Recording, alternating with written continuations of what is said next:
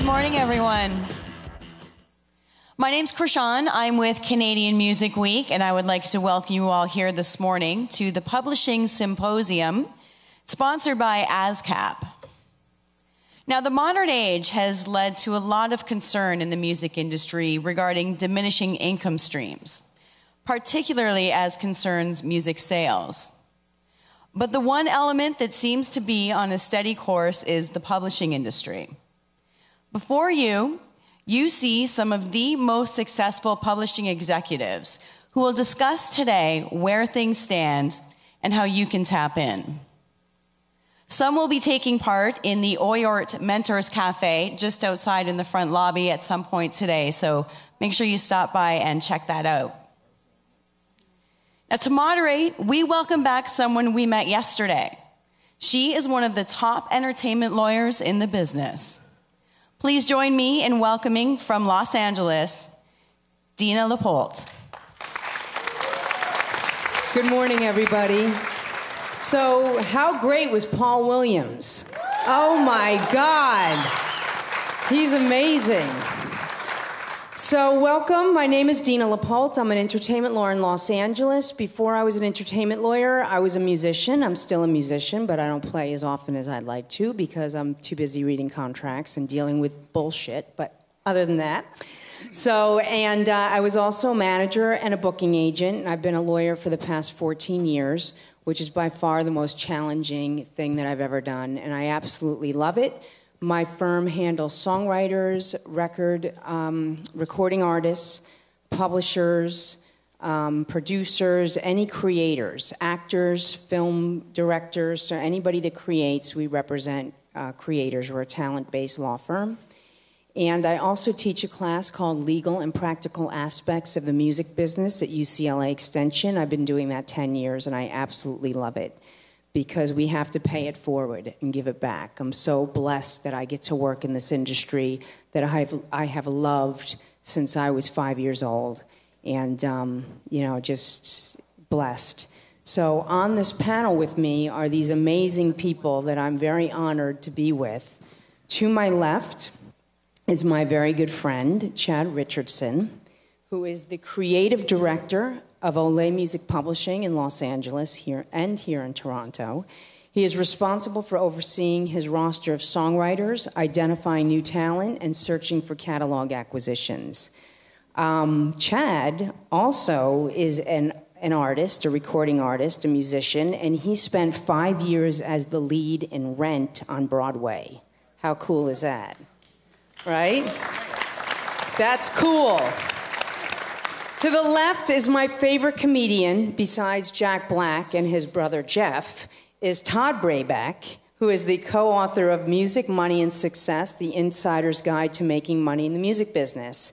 He's the former executive vice president and worldwide director of membership at ASCAP, a position he held for over 30 years. To my immediate left is Mahito Sakai, Senior Vice President of Business and General Affairs, Publishing Administration, and Corporate Planning at Sony Music Publishing in Japan. Prior to that, Mahito worked in digital marketing and business affairs on the record label side of things at Sony Music Entertainment. So he comes all the way from Japan. To my immediate right is Anne-Marie Smith, who's the associate producer of a film production company here in Toronto called Clear Lake Productions. She also works for Entertainment Business Affairs, where she places and pitches music, the catalog that's controlled by Entertainment Business Affairs for film and TV. She owns her own company, Lone Star, so she primarily works in the synchronization placement market. So welcome. And this very famous woman to the right of Anne-Marie is a national treasure in Canada, I am told, and I was very excited to meet her. This is Barbara Sedun, is the Senior Vice President of EMI Music Publishing in Canada, based here in Toronto. She's represented such prominent songwriters as Billy Talent, 3 Days Grace, City and Color, Alexan Fire, L.E.N., and Matthew Good Band. Barb. And Jodie Ferneyhough, who I've known for over a decade in his last role at Universal Music Publishing, also known as the Titanic. And he had a first-class ticket and had a life jacket. So now he's the president of the Canadian Music Publishers Association and founded CCS Rights Management, a company that aids in music and non-music intellectual property rights management, brand development, and strategic management for content creators. How great are these people up here? Right? Okay, so let's break it down real simple to kick this off and just get real clear about the lay of the land. Todd, can you break down all the various income streams that are available to songwriters and music publishers? For the next 2 hours, yes. Hey, you know, I tell you, one of the interesting things, because as you know, songwriters and composers, they sign with music publishers whose main job is to really exploit their compositions in all different media. By exploit is use it in the best possible sense to get it out there and hopefully to make money from it. I'll give you a quick brief thing and I'll discuss some of them in a little bit more detail. I mean, the sources of income for a songwriter and music publisher, mechanicals, obviously, for record sales, downloads and stuff like that, performances, SOCAN up here, ASCAP, BMI, and CSAC in the United States. Every country of the world has a performing rights society for radio and TV performances and live performances. Television, sync licenses, putting songs into TV series, into films, video games, major source of income. Live performances, an important source of income for songwriters and music publishers. Print, people don't think about it, but it is still a valuable source of income. Sampling, music in apps, ringtones, ringbacks, toys and dowels, and interactive, those type of things. E-cards, greeting cards, lyric reprints, lyrics on clothes, mashups, remixes, Broadway, toothbrushes, digital jukeboxes, slot machines, karaoke. I mean, there's so many different ways that music is used, and all of these have a license, a negotiated license, where the music publisher negotiates with a user and then collects the money and then pays it back, shares it with the writer based on their deal. Now, I'll give you a couple examples just so you get what I'm talking about. In the single and download area and then the sales, I mean, obviously mechanicals are coming down because of illegal file sharing, but it's still, if you're in Adele, it's still a major source of income. For a lot of other writers, it's not. It has decreased significantly. But there is a statutory rate. I'll give you the U.S. rates of 9.1 cents per composition for a download, physical or a physical sale. In Canada, it's 8.3 cents, plus then there's additional, up here it's 12.2% of the purchase price for downloads on it. So it's a different formula. So you have two separate formulas up here, whereas in the United States you just have one for that type of thing. The performance area, a major one, SOCAN does exceptionally well up here. In the U.S., where I'm from, ASCAP, BMI, and CSAC collect about $2 billion in performance fees. Most of that is from television and radio, so there are different payment formulas for those things, but it's a major source of income. The online world, which Paul was mentioning before, is not good in the United States. Of the $2 billion, probably about $60 million maximum is for all online uses. So you can see where the streaming aspect is of the traditional world is still where the money is, not only in the U.S., but in Canada and every other country. Another source of income, feature films, major, and when I teach at USC, the music publishing, music licensing class, and I always say, if you're interested in an area, you've got to know something about that area. So if I'm thinking of film, you put a song to film, the royalty streams are you think of what happens to that next. Okay, you have the film is released in movie theaters. With the exception of the United States, there are royalties being paid by movie theaters to the SOCAN and to every performing rights society in the world, and it's normally about 1% of the box office. So let's say you have James Horner, who I signed many years ago. He did the score for Avatar. That $2 billion in overseas theatrical performances only. Think about 1% of that. There's a lot of money out there just in this one particular right that people don't think about. If you're a songwriter, The Hunger Years is just coming out. You've got a score by James Newton Howard, and you've got songs in that film. So if that does well, as I said, with the exception of the United States, you can do very well as a source of income. Obviously, TV is a major source for feature films.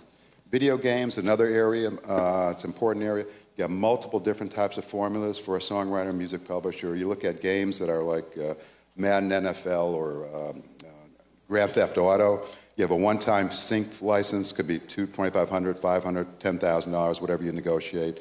But there are other types of games, the Guitar Hero, Rock Band, DJ Hero, all the dance games out right now, which are incredible, where you have a per-unit royalty. I'll give you a couple examples. 0 to 500,000 units sold, 1 cent goes to the publisher.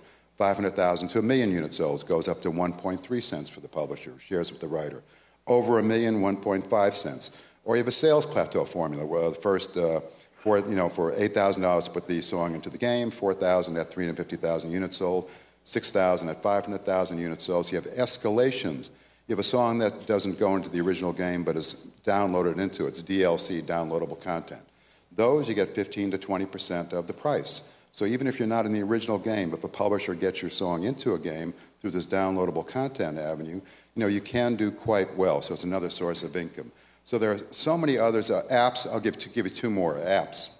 Major one right now, you download a song into an app. How it works is that, let's say it's a $1 download. The song goes into the app, and the Apple takes 30% off the top. Then the developer takes 50% of what's left, and then there's a remaining 34 cents that's left for the songwriter, publisher, and the recording artist. So that's the basic formula for apps. So there are many other sources of income. One is, I'll give you one that you don't think about. Here's you can't see this, but here's a Turbo Tooth Tunes. Okay, it's got Hannah Montana right on the cover there. She's singing a rock star. Got all the copyright information on the back. Okay. Sound vibrations stream from the bristles through your teeth, so you hear the music in your head. A very dangerous toy. You have to take that out and play it. No, it's incredible. You don't have to demonstrate how it's used, but you have to. No, but again, it's for kids too. There's a maximum 2-minute duration. Kids should brush their teeth for 2 minutes. So, again, I've just touched the surface of a lot of the sources of income where songwriters and music publishers do make money, and it can go from the absurd or to like this, where you can actually make a lot of money. It's 10 to 15 cents per unit goes to the publisher, or you can get a #1 song and performances and make $1 million. So those are some of the sources of income. I tell you, my brother and I wrote this book, Music, Money, Success. It's being sold here. If you really want to go into detail, it's all in there. But one of the main aspects that people forget about is the foreign area, meaning when your songs are exploited outside Canada or the United States or whatever country you're from. And that's one where you can at least double your income if you're successful. So, that's really a transition to the next speaker around the foreign area. That's great. Thank you so much, Todd. Did everybody get that? You're all very clear? Good. Me too. Okay, well, Mahito, this is a good segue into you. I would like, if you can present to us, and Mahito has a PowerPoint presentation. Thank you, Dina. Actually, maybe I should go to the podium. I can't see my PowerPoint.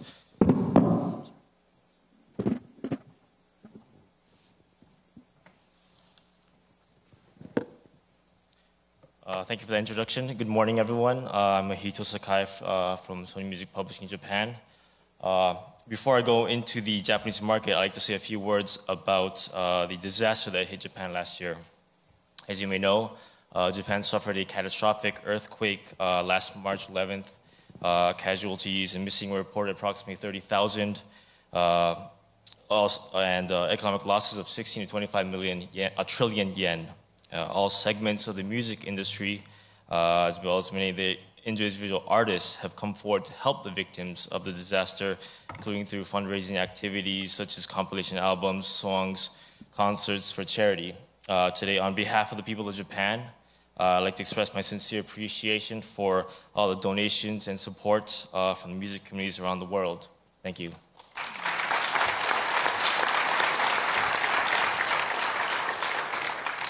Now, I'd like to make a short presentation about the Japanese market, share some basic information. Even before the earthquake, Japan was suffering from an economic recession for the past few years, and the strong yen has been hurting the country's export business. The 3/11 disaster has certainly compounded Japan's problems, but economists are also predicting a 2% GDP growth until March next year, primarily due to demand from the recovery of the disaster area.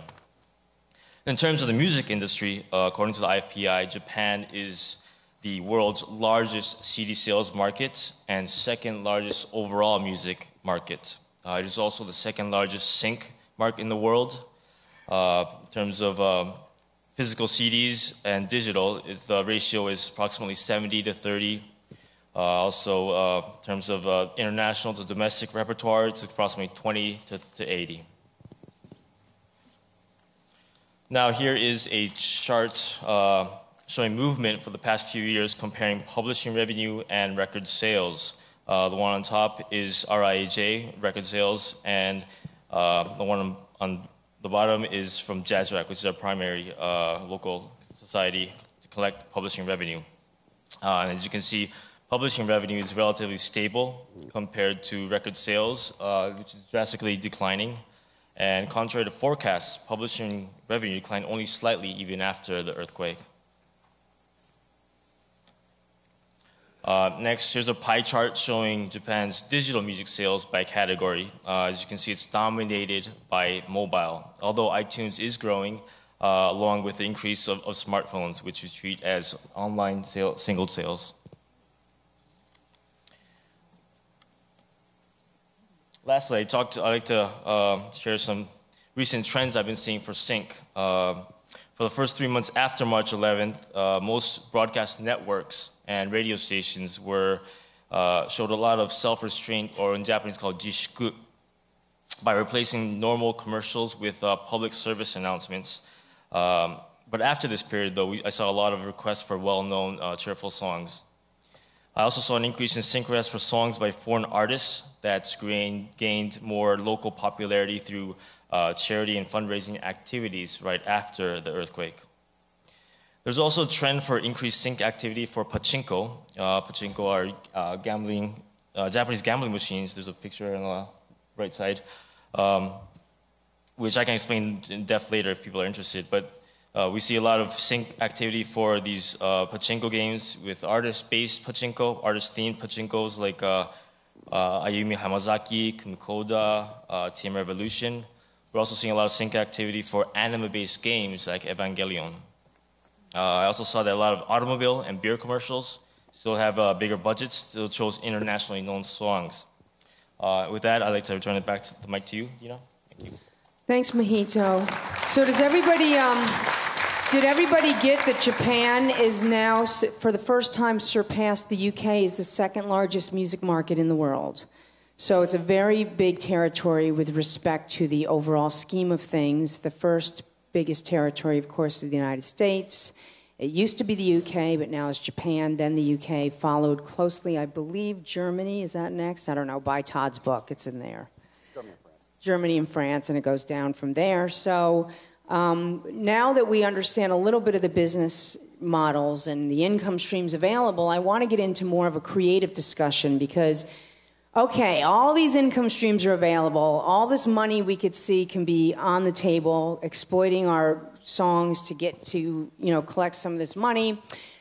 How do we get there? So with that, I want to turn the discussion over to Barb, and I would like to know from you, Barb, you're known as being a very hands-on music publisher. You sign songwriters, you are very hands-on in developing them. What do you look for? How do you educate them as far as the things that we've just learned? How do they get to where they need to go? Oh my gosh. I want to start with talking about what Todd was saying about income streams. If you give away your music for nothing, there is no income stream. So I think it's really important if you're placed in a TV show or a movie or whatever, don't give your music away. It's not a great promotional tool for you for the most part. Make sure you get at least some income for it. Because I know a lot of people think, oh my God, I'm in some TV series that nobody's ever going to see. Great promo opportunity, so I'm going to give you my music for free. And I think that you have to be careful with that. Okay, anyways, sorry, my little tirade of the day. I hate gratis licenses. Fabulous. I think I'm like all of you. I'm just a music fan, and when I go see live music, when I listen to music on the radio, when I troll the internet for music, I look for something that's going to grab my attention, both as an artist and as a songwriter. So I don't only look for people that are great songwriters, I look for people that are great artists as well, for the most part. I mean, we have a couple of writer-producers that are signed to us as well, but for the most part, I want somebody that can do both. And we've done all kinds of crazy things with we're actually discouraged from doing artist development for a long time, but we did it anyways. We would find young artists that we thought were really great and help develop them, whatever that means. Usually it means giving cash in some form, helping a band stay on the road, helping a band pay for a video, helping a band pay for their lawyer fees, just whatever they need to get paid to get them going. And I think that if you have your own idea of who you are and where you want to go, you're the best artist for me. If you come in to me and say, well, I want to be an artist, and I say, well, or a songwriter, and I say, well, what kind of music do you write? Well, I can write everything, I can sing everything. That's not so appealing to me. I want you to know exactly who you are, and that makes my job easier, and it makes your job easier too. What kind of things? We'll set up collaborations with people. I don't even know what I do half the time. What are some of the songwriters you've recently signed, and why were you attracted to them? Well, I actually found a young girl. I left EMI for a couple of years, a few years ago, and moved to Winnipeg, where I was giving out grants for an organization called Manitoba Film and Music. And I met a young songwriter there. I think she was 19 or 20 at the time, and she was just so aggressive, country songwriter, worked her ass off harder than anybody had ever seen. And her songs are really, really good. I don't think she's written her, #1 hit song yet, but I think she has it in her. So when I came back here, she won a national songwriting contest, and she had actually, back to when I was in Winnipeg, I said to her, what are you doing in Winnipeg? Move down to Nashville. That's the country mecca. And this young girl who basically did karaoke hosting to make money packed up everything and moved down to Nashville, was sharing a roommate, I think actually with one of your writers. Do you have Tebe signed to you, or did you? Okay, so she was living with Tebe for a while. Is that before he was married? No. Same time. He rents out rooms. If anybody needs a place to stay in Nashville, he has rooms to rent in his house. So she, just really aggressive songwriter. She was setting up collaborations with everybody, and she hit a point where she didn't have a visa, and so she had to come home. And I thought she was amazing, and so I decided to sign her for a really, really small deal. And she's down there writing now, and she's got a cut on a Warner Records new group, and she writes with everybody, and she's a great networker. No fear, we did a conference last year for the, I can't remember what it's called, the Nashville Songwriters Association, whatever, that's in Canada. And I made her sit on a panel with me, and she had no idea what she was doing, but no fear, she gets up there and sings and talks and tells people what she's doing. And that's kind of what I like, people that have no fear and have huge drive. If you're sitting in your basement writing songs and your mom likes them, I think that's great, but that doesn't appeal to me at all. I want somebody that's out there and will do it regardless. When we worked with Alexis on Fire, we signed them before they had a record deal. We actually did it at the same time with the guy who ended up signing them to his record deal. And they were out touring across Canada. No radio airplay, no video airplay, just some band from St. Catherine, and they were touring all over the country. And those are the kind of people I want to work with. And we make their lives easier. I mean, sometimes, again, it's just a cash infusion, helping them, tour, helping them do their videos, whatever. Sometimes it's a lot more than that. Sometimes it's networking. They don't always know the right people to hook up with. So we'll hook them up with the right lawyers and the right managers and the right whatever they need to get them to the next level. And it's just a lot of fun. I don't feel like I work a day in my life, because some nights I do. But for the most part, I'm just out there having fun, doing what I enjoy. So from what I gather, a songwriter who is extremely focused on their creative vision and who's confident in exactly what kind of songs they write is something that appeals to you. You guys got that? I think that's really good tips, because, well, a lot of the songwriters in the audience probably write for multiple formats. Is that correct, everybody? Raise your hands, yes? So, it might be helpful from Barb's advice to really narrow down exactly what kind of genre of music you want to focus in writing. That will help you to work with someone like Barbara. I also think you need to target your songwriting. If you send me in 10 songs and say, okay, I want these songs covered, and I say, well, who do you want to cover them? Well, I don't know. And if you don't know, like, I don't have the time to go searching for that. You have to have a really strong idea of who you are, and it can be like multi-genre. That's not the issue. It's you have to know who can cover your songs. And if you are writing songs for somebody that doesn't write their own songs, or somebody that only won't take any outside songs, you're kind of wasting your time. I can't even tell you how many people have sent me in songs recently for alt-rock bands who, I think for the most part, write their own things. Or they have a song that Neil Young would cover. It's like, you know? Chad, what about you? What do you look for? Well, first off, I want to know who this writer is. Heather Longstaff. Heather Longstaff, okay.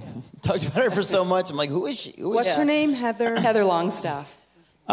Well, first off, I could not agree with Barb more what she just said, because it's amazing to me how many people come to me and want to be songwriters and have not educated themselves in how songwriting professionally actually works in terms of, as Barb said, there's certain genres of music that, you know, just don't really take outside songs. You know, when someone comes to me and they say, oh, this is a, you know, someone who played in an alt band for years and wants to move to writing, and they're like, oh, the Strokes would kill this song. I'm like, well, the Strokes are never going to cover this song. They don't take outside songs. I'm a believer that in the publishing world, you know, a trend that I've seen is that I don't want to say the days of pitching are over, because I think that's a little stretching it, but the days of pitching are changing.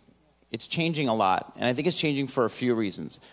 I think one of the reasons is, although people probably won't want to admit it, but I think one of the reasons is, on the manager side, is that you know, publishing is one of the places in the music industry that is still making money. And I think managers understand that if their artists are not writing on the songs that are getting released, they're not making a cut of that. And I think managers are pushing more and more, and I think it's a good thing in some ways, because I think everybody writes, for their artists to be writers on the songs as well. So purely outside pitch songs, it doesn't exist as much as it used to. You know, a lot of times on pop urban records, there might only be one or two places for a purely outside pitch song that does not involve the artist. And when you consider the you know, thousands of people that are out there competing for those one or two slots, with also politics involved and favors and all this kind of stuff, it's difficult to get a song placed on a record right now. I think that publishing is moving not just from song pitching, but songwriter development and almost songwriter management. Because what you want is, you want to get your songwriter to the point where they're the person getting in those rooms with the artist or the producer, and that's how they get their songs cut. You know, the three main things that I look for in my day-to-day is, I'm looking for artists that are writers, like Dina's client, Haley Reinhart from American Idol, who we just signed, who is an incredible talent. Her first single just came out, Free.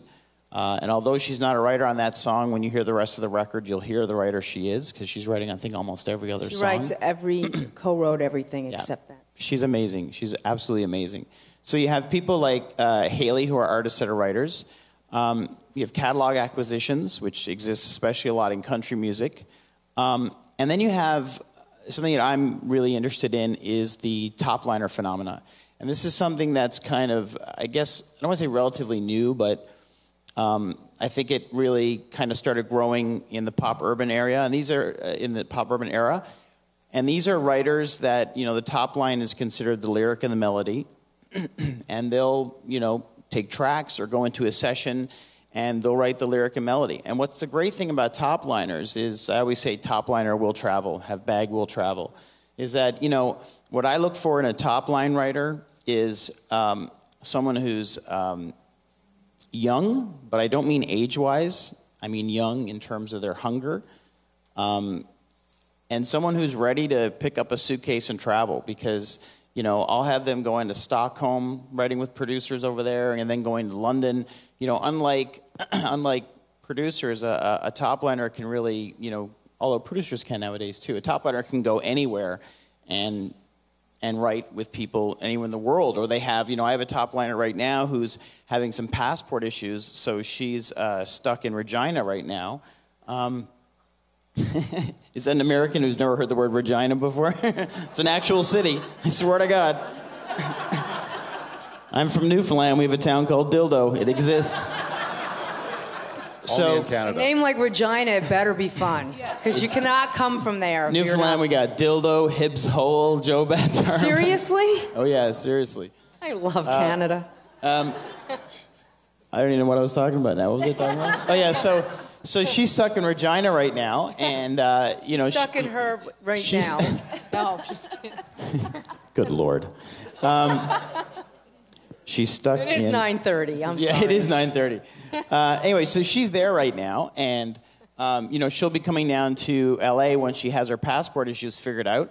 But until that happens, I have tracks from really predominant producers in LA sending her tracks, and we have a studio set up for her in Regina, and she's writing top lines to these songs, and we've already gotten 2 of them placed.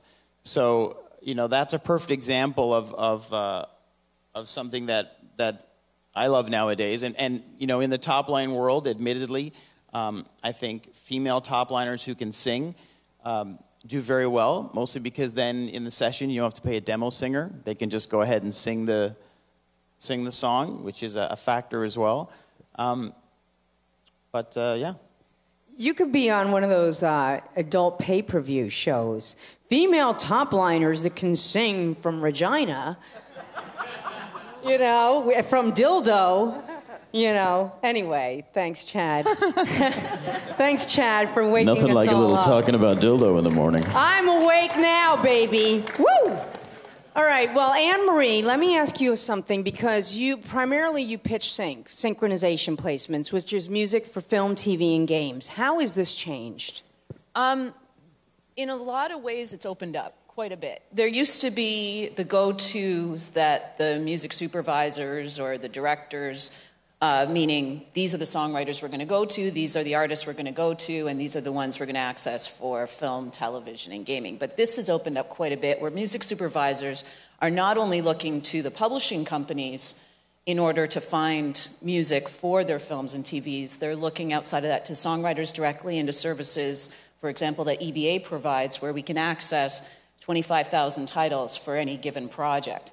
The difference as well is that it really depends on who owns the copyright and how easy a song is to clear for film and TV. I find a lot of music supervisors have very, very close, short deadlines. So you have to send a lot of the time songs that are easy to clear, if not pre-cleared already.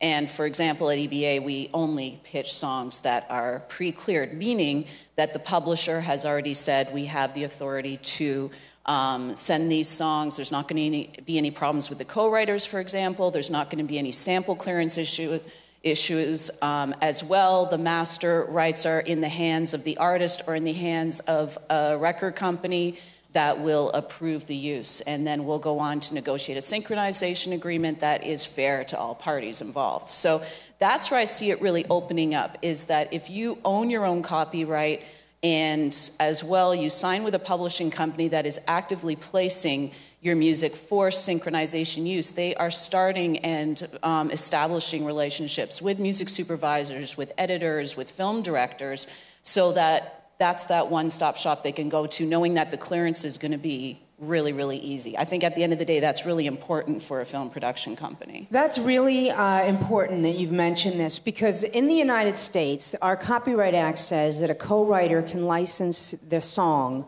on behalf of all co-writers so long as they account to each co-writer equally. However, industry custom in my country dictates that broadcasters, TV broadcasters, film companies, game companies, traditionally will not accept a license from one co-writer. Yep. They want a license from all co-writers. Very important. So, this is a really important thing that Anne-Marie just talked about. When you guys are seeking to license your music for film, TV, games, apps, anything like that, Make sure that everybody's on board. This is what I tell my clients. When you write a song with somebody, it's like having a baby. That co-writer is in your life for the rest of your life, okay? So if you don't like the baby mama, you ain't gonna like this. You get in a fight with a band member, you give the drummer 10% because he's in the band, but he didn't write or the whatever. You shouldn't do that, because at the end of the day, you're going to have to go to that person forever, in perpetuity. That's, in the music business, is the term forever.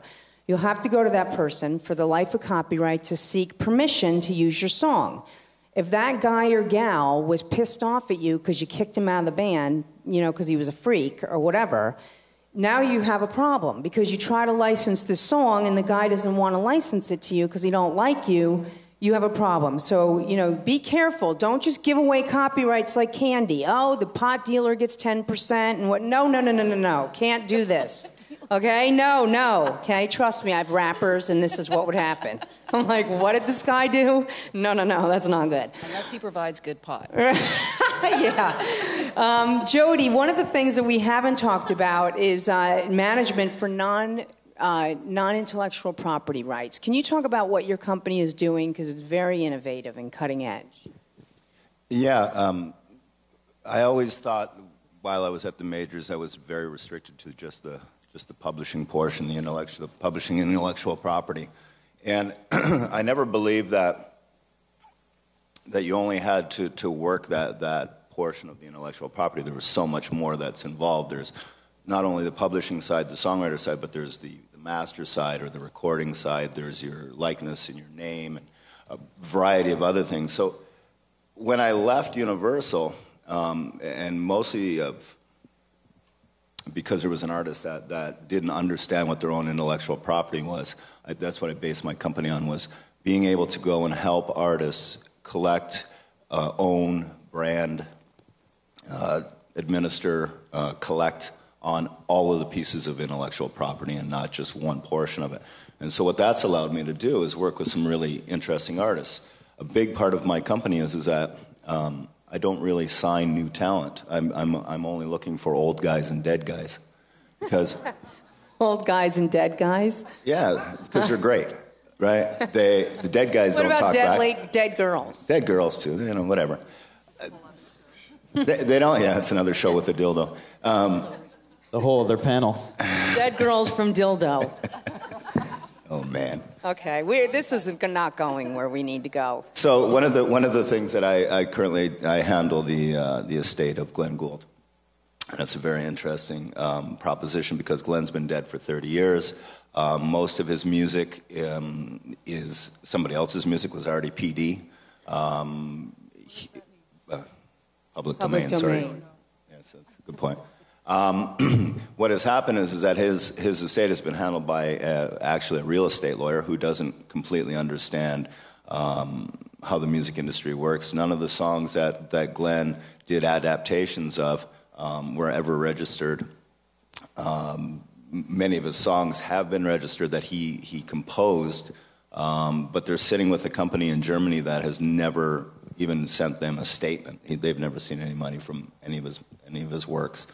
So there's at least 30 years worth of non-collecting going on there, just on the publishing side. Then there's a master side, which includes money that comes from neighboring rights and from AVLA works and different things, and EBA does a lot of this kind of work as well.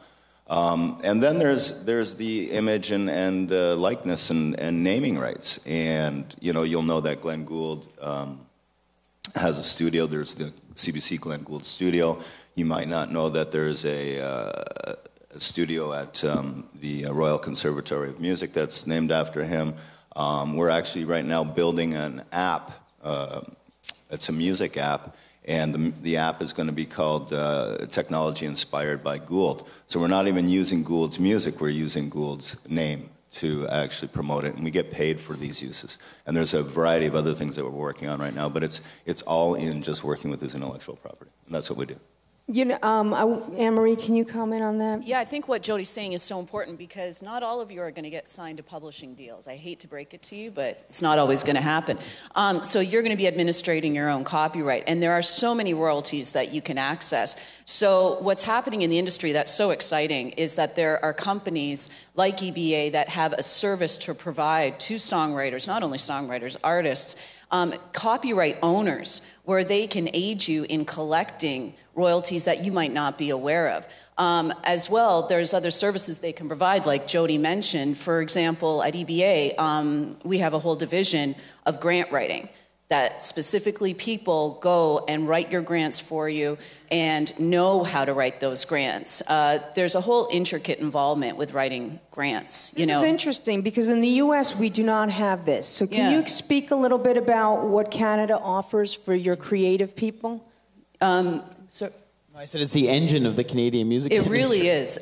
We have what's called Factor, which is what I'm sure everyone in this room is fully aware of, the Foundation to Assist Canadian Talent. And we've got MuchFact to help with video, with videos, with websites, as well as the OMDC, which aids companies that are incorporated in Ontario. And there's a whole cross-section, as Barb had mentioned, in Winnipeg, Canada Council, Toronto Council, Ontario Council to help artists. Artists have to go and they actually go and apply directly. But these services that are coming up that are so needed by songwriters, by artists, in order to start their career or augment their career in a lot of ways. So, for example, Factor has a demo grant program. They've got a recording loan program. You know, I'm sure there's a panel on Factor at some point, either yesterday or today, from what I read. And you can, I think there's one specifically on how you can access Factor grants. But sometimes what you need to do is hire a company to do it for you. And that company can be very objective. You have to A&R your own work. That's what's most important. Just because your mom says the song is fantastic does not mean the song is fantastic. And as Barb mentioned, as Chad mentioned, you know, there has to be some objectivity there, and there can be companies that you can access to help you with this, to write the grant, but also to provide input on whether the song is viable, whether the album is viable, or the project is viable. You know, and you want it to get to the point, if you do want to solicit Barb or to Chad and say, you know, I'd really like to be part of your company, you want to make sure your package looks really good. And I don't mean that in a Regina sense. I mean that in a purely artistic sense. You know, I love all these financial incentives that Canada offers for their creative people. As an American, I'm ashamed. I am ashamed because we are the biggest music market in the world, America, with 33% of the global music market, and we treat our songwriters and recording artists the worst. We don't have even a performance right in the sound recording. So we're right up in there with North Korea and Iran. Really sad, but I needed to say that. Chad, do you have something else before we take questions? I was just going to say that. I mean, you know, I'm sure everyone in the room knows this, but I don't think there's a major label project or independent project that comes out in Canada that doesn't have some kind of grant attached to it. It's not just the independents. It's not just people that don't have record deals. It's, you know, it's the majors as well. Okay, we have about 10 minutes, so I'd like to open up the panel for questions. Does anybody have any questions for any of the panelists? Yes, sir. Can we get a microphone down here for this gentleman? Here you go. I'm good, thank you. My name's Philip. My question is for Anne-Marie. I'm sorry, maybe I missed it, but could you tell me the places that help you write grants for whatever you need? Like the names? Well, the biggest one is Factor. You definitely... Oh, to help write grants. Yeah. Geez, you know, I don't know of specifically companies that offer that service other than maybe...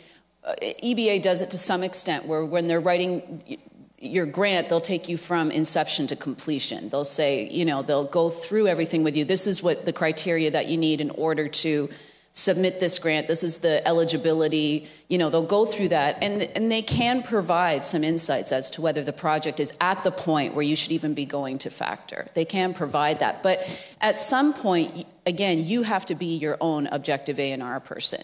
You have to be someone that listens to that song and go, are those lyrics really as good as I can make them? Is that musical structure something that works, that's strong? Does my voice need some training? Ooh, big one. There are probably about, 10, 15 people in the Toronto area that can do that. Jodie, do you have any information on this for this gentleman or anybody? Yeah, I don't do that, but there's probably about 10 or 15. Is there a website available? No, you have to do some searching. There's a girl named There are Erin lots of people Kinghorn. that do it independently. Go ahead. Erin Kinghorn does it. She has a company called Eek. There's a woman named Joni Daniels does it. Does anybody else have any other names of grant writers? What I was going to suggest, though, is that you know what the grant is going to be. You have to be part of the grant writing process. You can't allow somebody else to do it. Here's some information. Go ahead. There's a lady by the name of Catbird. It's catbird.com. Yeah. And she provides grant writing. And the grant has an administration fee within it, so the grant actually pays the fee for the person who writes the grant too. So. But I think you have to pay the grant writer up front. Oh, really? Yeah. Yes. Not always. Not with sometimes. Well, EBA has like a yearly membership fee. Is that correct? No. No. If you get the grant, you pay EBA. If you don't get the grant, you don't pay. Do we have any other questions? That's our personal structure. Other people work differently. It's definitely something to research as well. But I host a music networking group every second Friday. It's called BS Fridays, and that's you can look it up on Facebook under BS Fridays. And it's kind of a bullshitting and brainstorming thing. I really think it's important to give back to the music industry, so you're welcome to join us at that. And a bunch of people there can probably help you come up with some good people to do that for you. But EBA is really great. Okay, one other. We had a question back here. Hold on one second. Hi, my name's Abby. I just wanted to ask for your eBay company, how far-reaching in terms of songs that are written for like commercial use and things like that? Does your company get into like the boardroom with these people? Like, for example, for Benzoil, it's a car company, and there's like a call out for songwriters or for songs that they're looking for their new commercial. And I'm wondering, does your company do that? Like, do they get in there and kind of pitch the songs to these companies? Most definitely. We try to find the most direct route, quite honestly, because sometimes we might get an all-call from a music supervisor, for example, but we know that all-call and that distribution list is to hundreds of people that they know. So what we're trying to do is find a more direct route. Maybe we're going to go to the ad agency that's doing the campaign for the particular company. Maybe we're going to go to the creative director, or we're going to go to the company directly. That's what we try and do, is get directly to the point person as opposed to three middle people in sort of thing. And just to tag on, what part of, like, what percentage of it do you do, like, internationally or locally or versus U.S.? It's a real range. It depends on the project. It depends on where we're getting the request from. I would say predominantly our requests are coming from the U.S. because that's a real hub of production, if you will. But we're still working on a more international focus where, now learning how strong the Japanese market is in synchronization. Trust me, I'll be on the computer tonight finding out how much I can about that. We're very aggressive in that sense. We always try to find out the most up-to-date information, and more importantly, who is the direct contact? Because, I don't like being on distribution lists, quite honestly.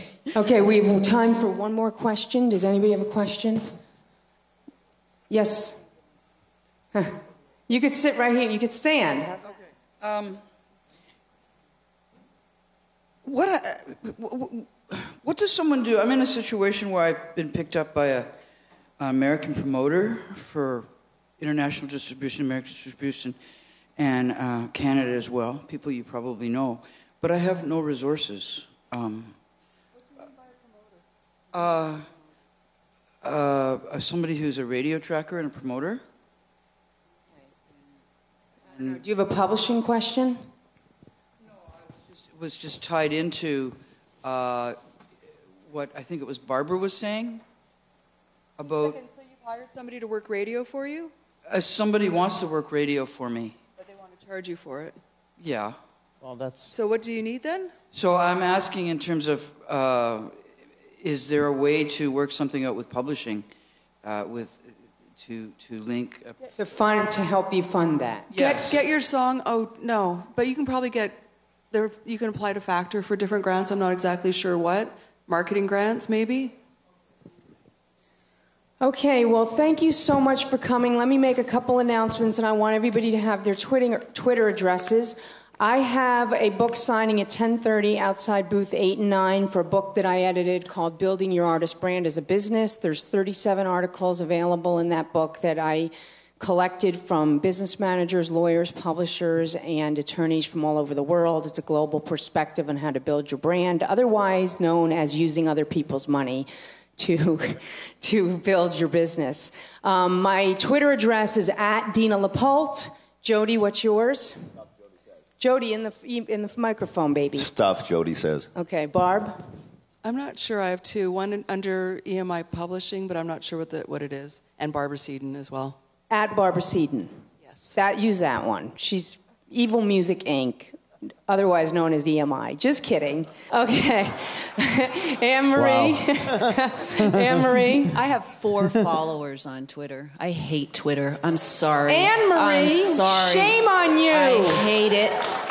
If you want to hit me up, clapping, going, yay, I hate Twitter. Anne-Marie. Everybody that's clapping might as well just leave the room right now. Yeah, that's ridiculous. right. I'm that's sorry. really ridiculous. I apologize. Okay. Mahito? Okay, I'm it's embarrassed Purple One's Wife because I'm a fanatical Prince fan. Okay, But, good. Mahito, next. What's yours? And then, you know what? do Go on Twitter. EBA's website. Sorry, just you'll get more information. EBAonline.org. I always forget websites, too. I know. It's Mahito? terrible. I hate Twitter. I'm sorry, I'm embarrassed. I don't do Twitter, but if we can talk to you later. I can give you a business card. You can contact me directly. Very subtle, music money. The better way is just go to musicandmoney.com. Woohoo, Chad. I'm shocked. If that was a fight the power moment, we need to have a whole other panel, honestly. I'm at Chad of all trades. Thank you, you guys, for coming. Enjoy your day. God bless.